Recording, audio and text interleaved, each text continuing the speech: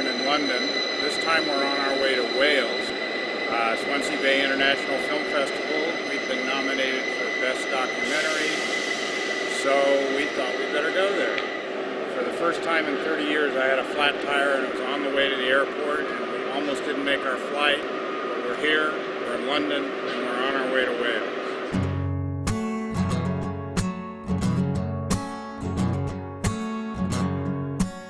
My name is Steve Rosen. Terry DeBono and I co-directed Boyhood Shadows, I Swore I'd Never Tell, an edgy social issue documentary about male survivors of childhood sexual abuse. After a lot of rejections in the U.S. and a poor turnout at other international festivals, we were excited to travel to Swansea. We were confident that in the U.K. we would finally find our audience. Absolutely. So when is your film? On Friday? It's Friday night? Do you know? Saturday. On the train to Wales, we met Kirsty and Chris, a couple from New York, who promised to attend our screening. It's called Shadow. Boyhood Shadows. I Swore I'd Never Tell. For long.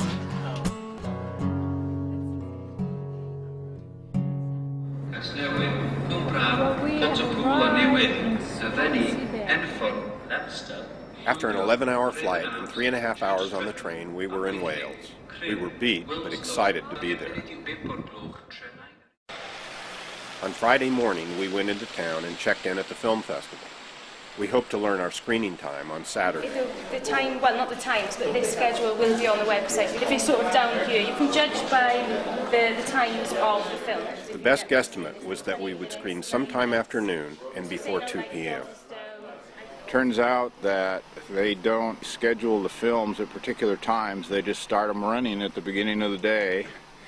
And then when your film starts, it just kind of starts. But today I had that experience with people who came down from Scotland. And they said, well, we don't know what these movies are about. I said, here, we know the title. You know the duration. If you don't like it, walk out. I'm not charging you to be in the room. Okay. A little bit difficult for people that want to see films because there's no catalog, there's no schedule that says like, oh, okay, your film's starting at 1 o'clock. Well, you know, our film might start at 12, it might start at 1. Everyone is on a level playing field. There are no trinkets or and apparently the main audience for the films are the other filmmakers. So, on Friday evening, we went to the welcoming party for the filmmakers. We told everyone we met about our film, hoping that they would be there for our scheduled screening, which would be sometime early on Saturday afternoon. Terry made friends with American filmmaker Sally Hanley and Hugh Aitken from Scotland. We promised to attend her film, Holyrood, about the election in Scotland, which would screen just before ours. And Terry, always persistent, wormed her way into an interview by New York radio host Big Corey Fresh. We're here with Terry DeBono. It's about Boyhood Shadows. He assured her that the segment would be broadcast to over 3 million listeners in America.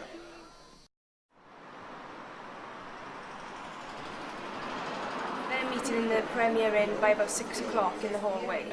Just have a little chat, network, and see what's going on, and you'll all be able to get a group together and go together. On Saturday, we arrived at the center at noon and were told that all the filmmakers would be meeting for the mayor's party that evening at 6. That's at 6? And that starts as they're meeting at 6. And that's going on now, so we're running a bit late. We were also told that our film wouldn't go on at 1 as we had originally thought. Everything's going to be pushed later on. Yeah. He's got to favour that as well, so he's put that in before that. Carly really did try to help, but the festival, I hate to use the word organizers, didn't seem concerned that we had traveled 7,000 miles for this one day. Which one is your film? Boyhood Shadows. I'm in the restroom at the Dylan Thomas Center, and nobody can tell us when our film's going to screen. They told us that there is a screening coming up at 3 o'clock. We were supposed to screen before that. We don't know if our film will fit in before that. We don't know why the other film has a definite screening time and ours doesn't. So she's at 3 o'clock? And yours has been pushed to 5:15.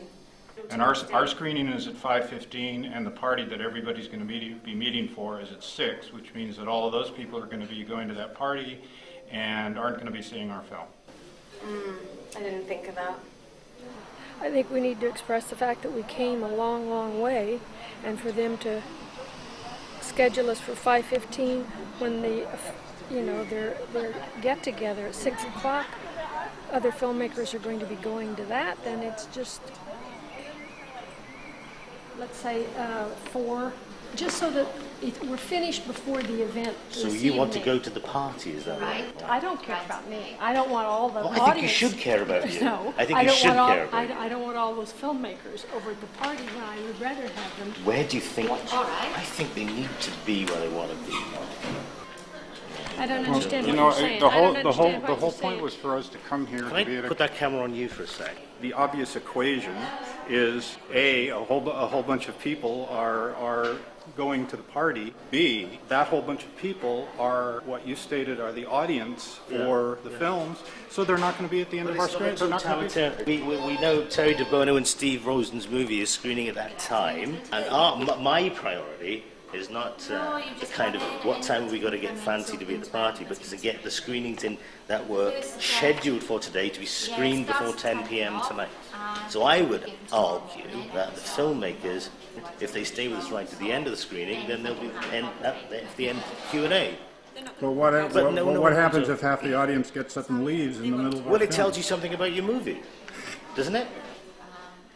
The guy that organised this festival is a genius.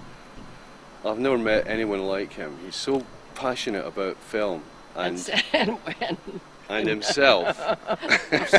You said to me they'll all have gone to the mayor's party, correct or incorrect? Yes, that is Thank correct. you very much. Game, set, Just that when we came in today, we were supposed to be on at 1, and he said, oh no, we had to move everything around, and so that meant we were moved to 2:45, and that moved you down then to... I've just been talking to some other filmmakers that are just as peeved as Well, we are. He's called the newspaper, and he wants to give them a story. No, I think the fact that the festival has been organised by a committee of people who've been taking LSD is going to be a big problem. I have called the newspaper.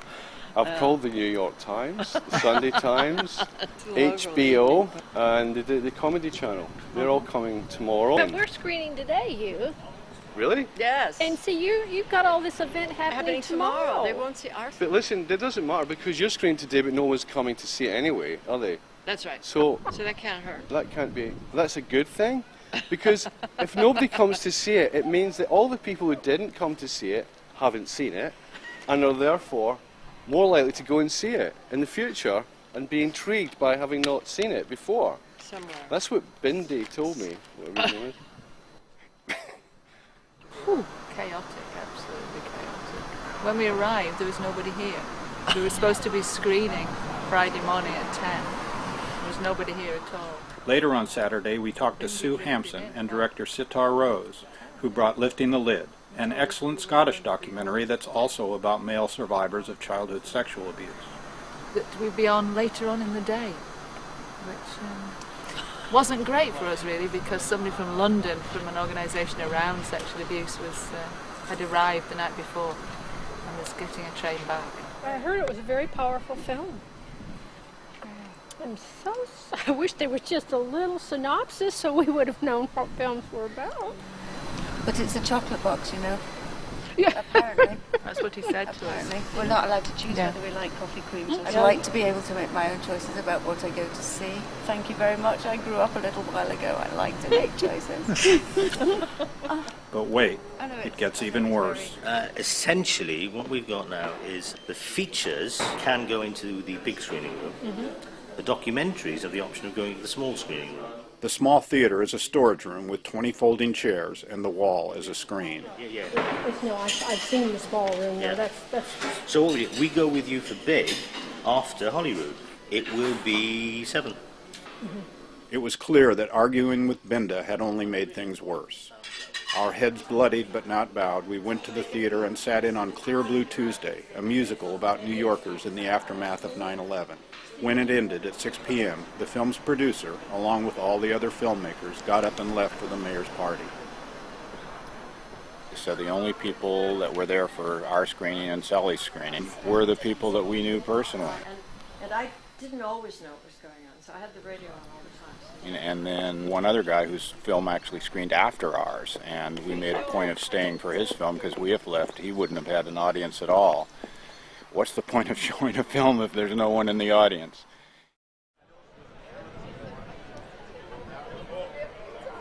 On Sunday evening, decked out in gown and tux, we attended the festival's gala.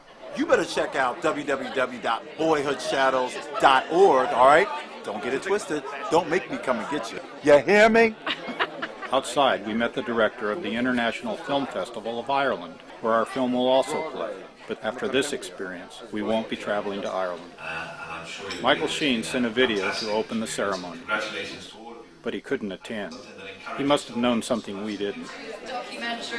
USA under 17. One of the most amateurish films I've ever seen at a festival won in another category, so we really didn't expect an award that night.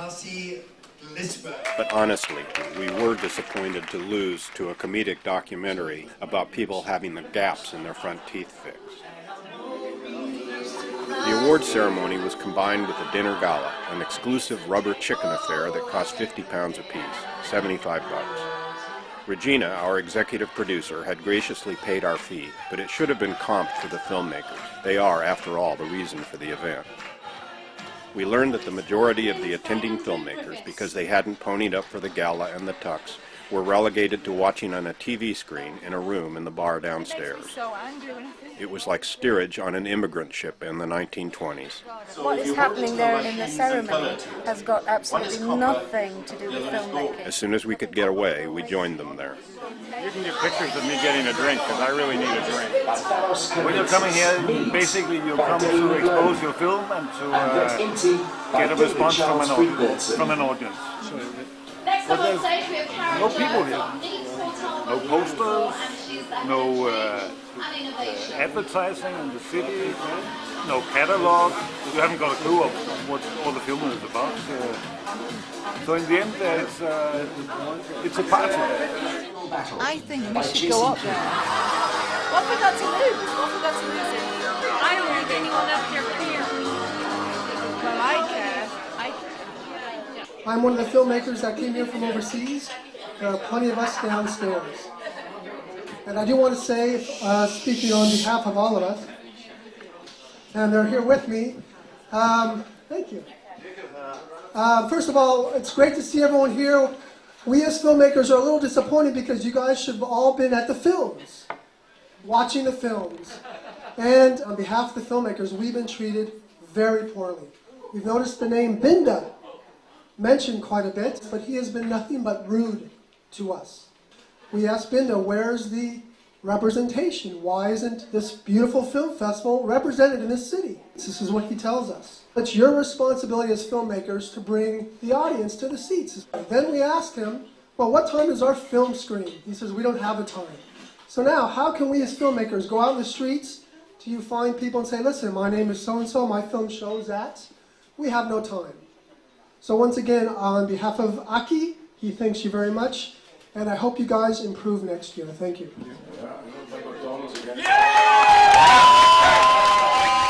I actually considered not completing this documentary because I was afraid that it would only damage the integrity of our film and the integrity of all the other films that screened in Wales. We did it! But the documentarian inside of me wouldn't let it go.